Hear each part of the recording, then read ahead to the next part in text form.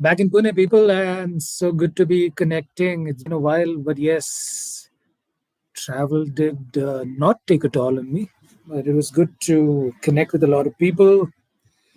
Uh, I think after a good 3, 4 years, if I'm not wrong. But always nice to meet people. Always nice to educate yourself about extended family members. I mean, I did get to know about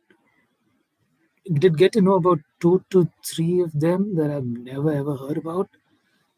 Probably a fleeting name or something, but good to know about them that they're alive and kicking and happy in whatever they're doing. So I guess that's satisfying.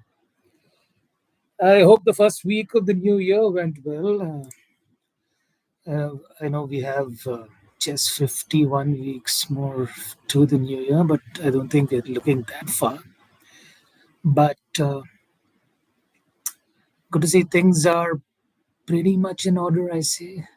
I mean, minus, of course, the lot of things that we've been hearing about the dreaded COVID. But I hope all of you are still safe. It's one of those very challenging times where you get an overdose of information on your mobile phones, on your screens, on your desktops. You just don't know. Your reaction is MEH, meh, really. But you do hope that things get better as you progress in life to make your life better, per se. Okay, I think I've gone to a different tangent and I will return. What do we talk about? We talk about education. Yes. How easy is it? How challenging is it to be educated in today's times? And what are the channels? I think there are a lot of channels these days, and a lot of those channels are digital, though you can never really rule out the feeling of touching a book and actually reading that through. And I've heard that from thousands of my folks, especially the senior ones in the advanced stage, ones who've actually touched their 50s, 60s.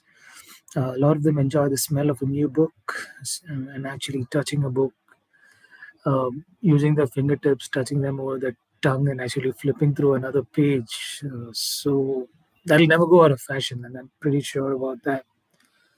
But digital, yes, I think there are some avenues, probably unexplored, probably explored, but germinating into channels of the future. I'd love to talk about podcasts because I have really, really taken to them like fish to the pond, or is there a better idiom?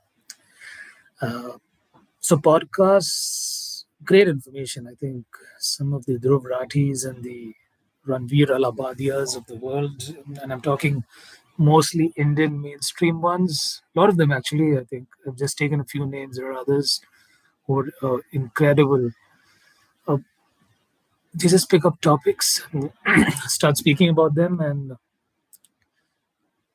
a load of appreciation to the content team and actually the research team. I think they do some brilliant research. Having said that, I do not think they'll ever replace regular education modules, though a lot of the education modules will go online or have gone online, and we're in that middling hybrid sort of model. But podcasts, I think, are the future, or we're already in that future, and we see a galaxy of avenues opening up. I think interactions online will help you a lot, though interactions offline are always the king or the queen, if I can say that. But discussions online, I see that catapulting people to learn much, much more. Uh, will it help you as a person when you're in that learning mode, probably in your 15s and 20s? Perhaps, because one of the biggest problems here is it also gives you, of course, it's not a problem. It's a problem. It's a dangling sword on your head. So you either get a lot of diverse opinions, and a lot of us sort of take that in and make our own inferences, which is good in a certain way. and a lot of us get polarized. I think that's one of the biggest problems that we have, especially with the social media influenced content that we read and consume. Being polarized is probably a problem. Yeah, and I put that in the problematic areas. But yes, this is like flipping two coins. You know that it's either this or that, and it's about choosing sides, which sometimes becomes a problem. Not really a problem, but a concern that puts you in a middling situation. Yeah, that's how we can best put that in. What else?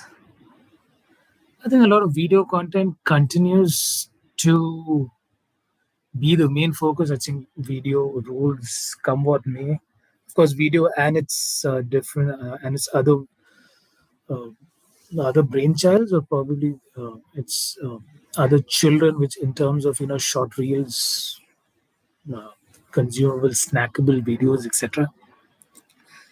Still heavily consumed, but call me a bit old school in the millennial generation. I still enjoy an image and 650 to 700 characters to read, and just the thrill of reading that and probably learning a new word or two, nothing like it. But then video one, text content zero point 0.5, if you were to put that ratio, but that's how things work out. Now, where does one educate himself? Of course, himself or herself. Uh, a lot of online courses, I think, helps you uh, helps you add on to all that you've continued to learn through your regular inlets, and it probably augments. Yeah, I think that word is right. Probably augments all that you learn. And of course, getting a certificate is still thrilling. I cannot tell you the thrill that is accustomed with getting a certificate for completing a course or sitting through 3 to 4 hours of course, and taking down notes, and taking up an online assessment, and finally seeing that, oh gosh, what, I scored 70, scored 80, in some cases 90, in some cases 100. Still thrilling, but yes, I think the problem here is about applying all that you learn, and maybe that is the gap I see. Probably the gap. You don't really know how and when, and what at what particular instance should you be applying the knowledge that you get. And of course, that happens because we have options galore, which is a nice thing at sometimes, and which is a very trialsome things in the other. But then that is how the world is moving towards, and rather, that is what the world is moving towards. What else? I think we tend to shun away a lot of mentorship programs. I think that's probably because we've lost the art of listening a lot, or maybe listening to people with a certain amount of intent. A lot of us, and I categorize myself into that as well. I'm very sure each one of us can do that assessment. We're definitely listening. There's no problem about that. But are we listening? It's like this. Are we listening? Are we putting it through our process of consuming the best out of it? Or are we just letting it slide through from one inlet to the other outlet on the other side? So happens when you're not in your comfort zone, I think, or rather when you're studying things which you don't really relate to. So a lot of times you see one side in, one side out. Problematic to a certain extent because you're investing time, so you need an ROI from all that you do in your daily life. I mean, even if you get up, it's a very simple example. Even if you get up today and you put yourself to the rigors of 12 to 15 hours, you're looking for an output. You're looking for an output where you say that, okay, today I did this. Probably tomorrow this will help me do this, that. And that is probably how I look at it.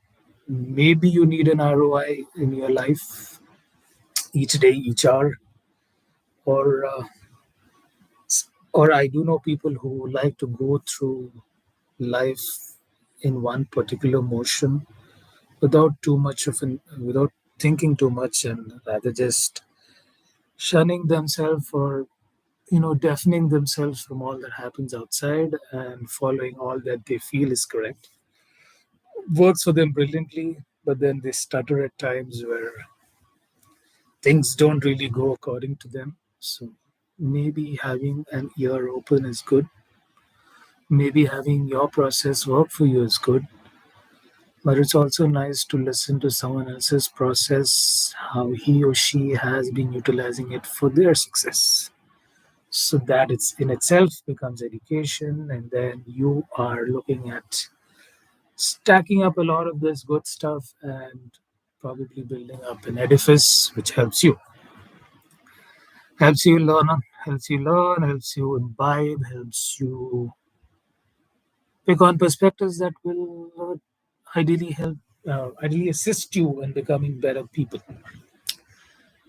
So education, yes. Video, yes. Text and wrote still around. Learning through implementing 100%, maybe 110, because you need that extra 10%. And mentorship programs via face-to-face interactions on video always helps, gives you perspectives. Yeah, well, that's probably all that I wanted to speak about. It's enjoyable to be doing this, and speaking about the myriad topics that we have. There's so much. I mean, what 196 countries, so much to learn from each and every person. There's so much history to grasp. There's so much to do and continue in life. So I hope you find your calling, you find your process, you find your ways of ensuring success keeps touching you here and there, or rather touching you when it really matters. That's here. Great speaking to you guys, and we shall be back with much more. We'll probably talk about education crossing borders very soon. That'll be fun. Well, it's already crossed borders, but let's see how it brings positive impact to someone else's life. Till then, stay safe, stay happy, or at least try to be a good person and continue being a good person. I think it doesn't cost too much, just some calories in ensuring that the smile touches cheek to cheek. So, good luck to everything. Good luck to you. Good luck to everything that you continue doing, and be the best version of yourself daily, weekly, monthly, yearly. Cheers. Bye bye.